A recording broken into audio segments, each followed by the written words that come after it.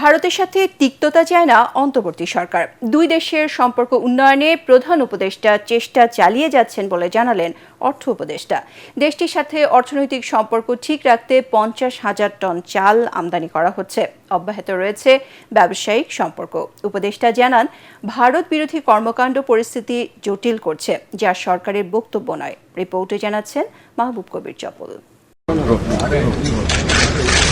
শেখ হাসিনার পতনের পর থেকেই ভারতের সাথে সম্পর্কের অবনতি শুরু হয়, যা স্মরণকালের সবচেয়ে খারাপ অবস্থায় ঠেকেছে। দুই দেশের হাইকমিশনের সামনে বিক্ষোভ ও হামলা হয়েছে। একাধিকবার তলব করা হয়েছে হাইকমিশনারদের। ভারতে বন্ধ রয়েছে ভিসা কার্যক্রম। তবে প্রতিবেশী দেশের সাথে অন্তর্বর্তী সরকার এমন সম্পর্ক চায় না বলে জানালেন অর্থ উপদেষ্টা।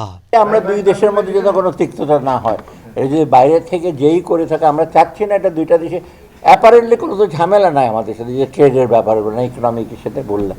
রাজনীতিটা খুব কাজ হচ্ছে, অথবা একটু পরে জানতে পারবেন। ভারতের ব্যাপারে আমাদের চিফ অ্যাডভাইজার রিচড আউট, উনি থাকা তো ডিটেল বলা যাবে না।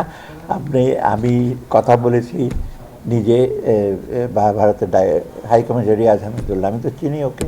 তিনি জানান, সম্পর্ক উন্নয়নে ভারতের শীর্ষ কর্মকর্তাদের সাথে যোগাযোগ রাখছেন প্রধান উপদেষ্টা।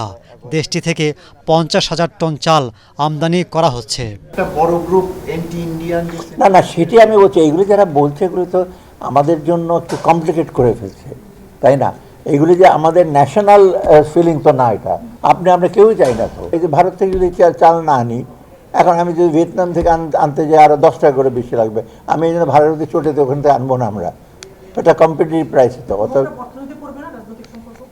না ওরা ভালো হবে। আমি চাল আনতেছি শুনলে একটু খুশি হবে কালকে ওরা। ভারত বাংলাদেশ সম্পর্ক খারাপ করতে তৃতীয় কোনো দেশ ইন্ধন দিচ্ছে কিনা এমন প্রশ্নে অর্থ উপদেষ্টা জানান, সন্দেহ উড়িয়ে দেওয়া যায় না। কেউ যদি করে থাকে এটা একেবারে যে এসে নাই সেটা আমি জানি না, তবে আমরা চেষ্টা করছি কোনোভাবে যেন অস্বাভাবিক একটা নেইবারিং কান্ট্রিকে, আর যেখানে আমরা সবসময় বলছি যে প্রফেসর ইউনূস আমাদের চিফ অ্যাডভাইজার মহোদয় বলেছেন, আমরা কিন্তু রিজিওনালিজমে বিশ্বাস করি।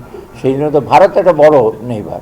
উপদেষ্টা পরিষদে রদবদলের বিষয়ে তথ্য নেই বলে জানান অর্থ উপদেষ্টা। না, আমি এখন পর্যন্ত কোনো এই ব্যাপারে কোনো ইস্যু দেখছি। মাহবুব কবির চপল, ATN বাংলা, ঢাকা। আর আমি